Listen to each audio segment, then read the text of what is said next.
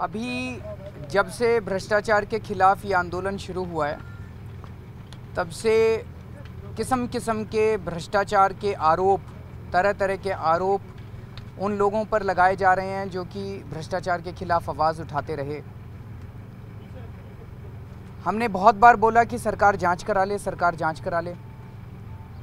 सरकार ने बहुत तरह की हमारे खिलाफ एजेंसी छोड़ी हुई हैं, आईबी छोड़ी हुई है, टेलीफोन टैप कर रहे हैं, इनकम टैक्स वाले छोड़े हुए हैं, एनफोर्समेंट एफसीआरए वाले छोड़े हुए हैं, तरह तरह के उन्होंने छोड़े हुए, कुछ तो मिला नहीं आज तक।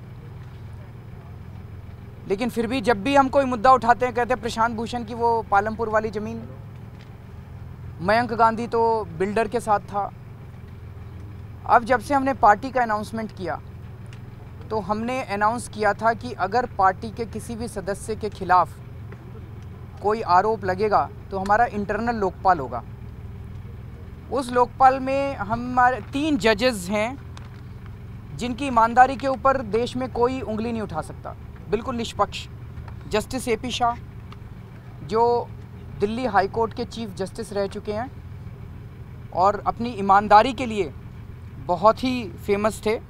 जस्टिस BH मरलापल्ली, वो बॉम्बे हाई कोर्ट के रिटायर्ड जज रह चुके हैं। जस्टिस जसपाल सिंह जो दिल्ली हाई कोर्ट से रिटायर्ड जज हैं।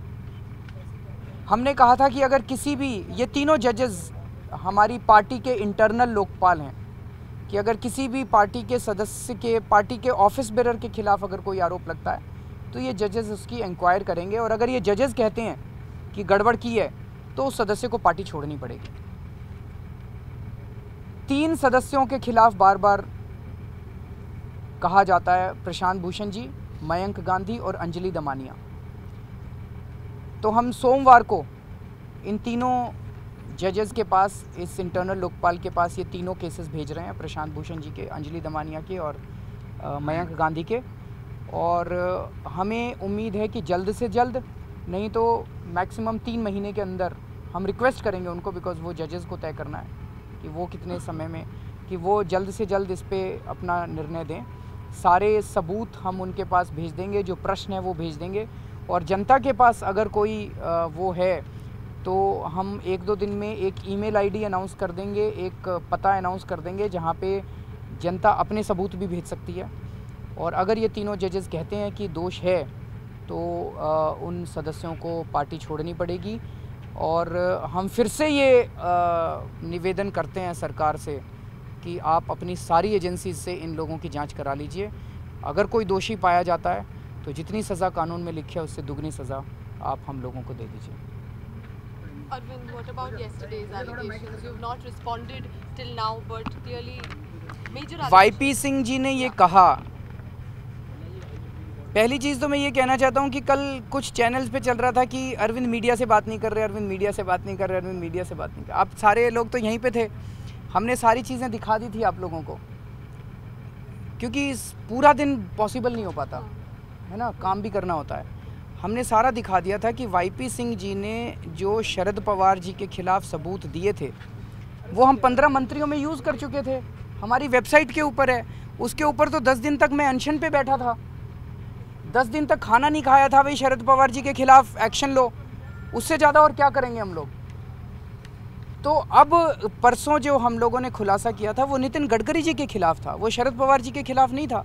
शरद पवार जी के खिलाफ तो हम पहले ही कर चुके थे। 25 मई को हम लोगों ने प्रेस कॉन्फ्रेंस की और उसके बाद हम लोग अनशन पे बैठे।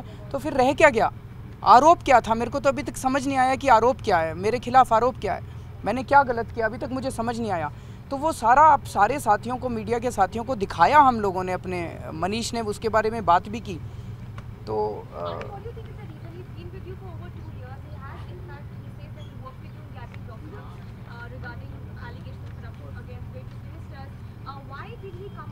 that only he can answer. I really don't know. How can I answer about his motivations? I can't. We are very selective because we are very responsible. मेरे पास रोज लोग फ़ोन कर करके कह रहे हैं साहब उस मंत्री ने उतना कर दिया, ये सबूत तो दो। We are very selective because we are very responsible. बिना सबूतों के, बिना ठोस उसके हम नहीं उठाएंगे मुद्दों को। YP सिंह जी ने जो दिए थे वो ठोस सबूत थे, उनको हमने उठाया था। आप हमारे 25 मई की प्रेस रिलीज देख लीजिए, 25 मई की डॉक्यूमेंट्रीज देख लीजिए, उसमें सब में है वो। तो फिर वो what is the allegation? Is it likely that on Pawar you were not sure of the documents? No, of course the documents that he has given we were very sure. That is the reason we picked it up. हमने तो आवाज उठाई थी। No, they did. On 25th May, if you just see, the whole media for 2 days was agog about it. And then we sat on अनशन। तो अनशन के दौरान तो प्रशांत भूषण की आप अपनी वो निकाल के देखिए, प्रशांत भूषण ने बकायदा स्टेज के ऊपर खड़े होकर एक मंत्री का डिटेल में बताया था। उससे ज्यादा हम क्या कर सकते हैं? क्या लगता है 15 मंत्री थे, इसलिए शरद पवार का मामला थोड़ा डाइल्यूट हो गया उसमें, क्योंकि फोकस नहीं हो पाया। तो अब वाईपी सिंह जी ने उठा दिया, अब अच्छा हो गया। लेकिन ये कहना कि हमने सबूत दबा दिया, ये ठीक नहीं है, आरोप ठीक नहीं है हमारे ऊपर।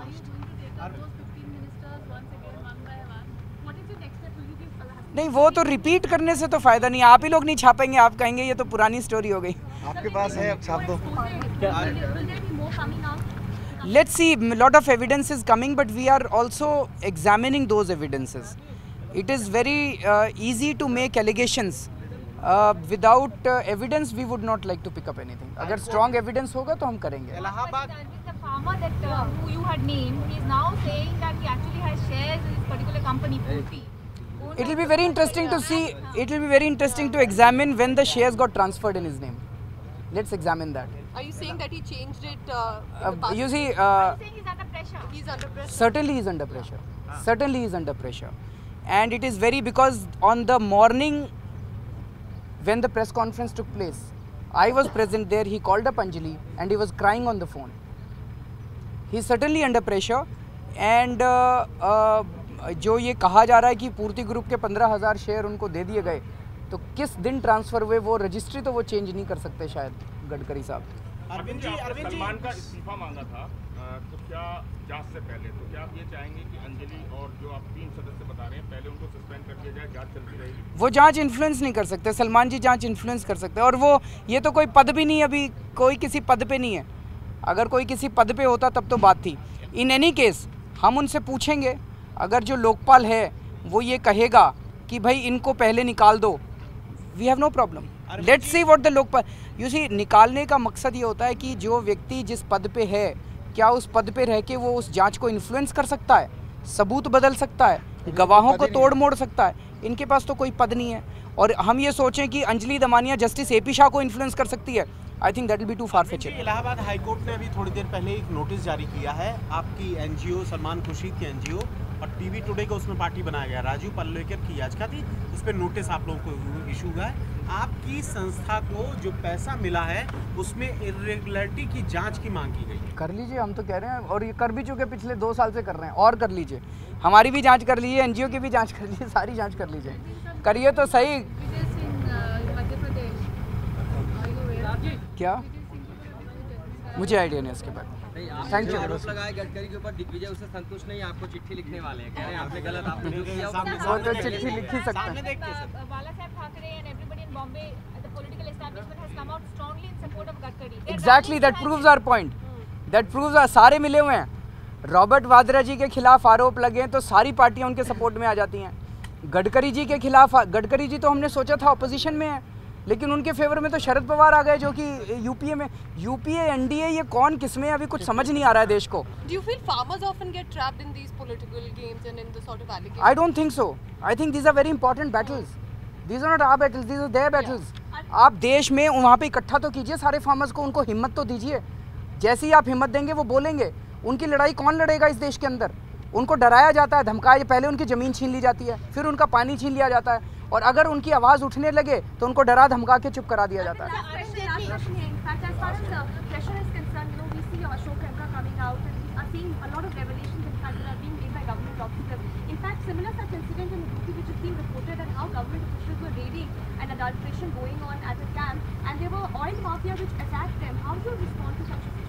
I don't know about it. I won't like to respond. मैं बस ये कहना चाहता हूँ, जब इस देश का कानून मंत्री खड़े होकर धमकी देता है, फारुखाबाद आ तो सकते हो, जा नहीं सकते, तो बेचारे उस किसान की क्या औकात है जो वहाँ पे जिसकी ज़मीन भी चली गई, जिसका पानी भी चला गया, उसकी तो बहुत छोटी सी औकात है, वो तो 2 मिनट के अंदर बेचारा टूट जाएगा। Arun Jaitley also has said that politicians are also expected to earn their livelihoods stop earning their livelihoods and just concentrate on doing politics? Should they give up businesses? Should they? Yeah, that he means to say, should they not? This is an important point that we put before the country. No, but politicians That get salary also. large industrialists and large businessmen coming into politics is a clear case of conflict of interest. And especially जब वो लोग उसी committee के अंदर होते हैं जिस sector में उनका बिजनेस है. स्टैंडिंग कमेटी, अब सिविल एविएशन कमेटी के अंदर विजय माल्या हैं. विजय माल्या इस देश की सिविल एविएशन पॉलिसी बनाते हैं. स्टील बनाने वाले स्टील की कमेटी के अंदर हैं. तो वो अपना धंधा चमकाने के लिए आते हैं कि देश को चमकाने के लिए आते हैं? ये एक बहुत बड़ा प्रश्न है.